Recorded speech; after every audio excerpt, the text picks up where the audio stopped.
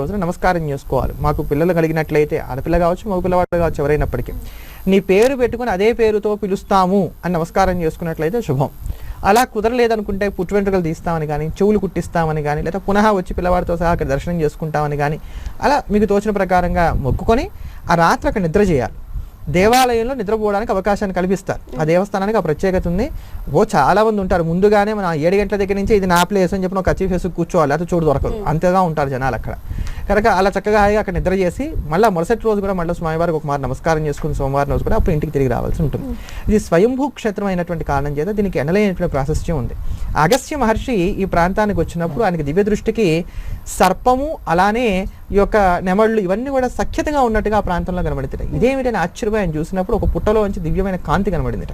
అప్పుడు ఆ పుట్టను తొలగించి చూడగా ఈ శివలింగము ఆయనకి అసురవాణిగా సుబ్రహ్మణ్యేశ్వర స్వామి వారి వాక్కు వినబడి ఆ శివలింగాన్ని ఆయన అక్కడి నుంచి సేవిస్తూ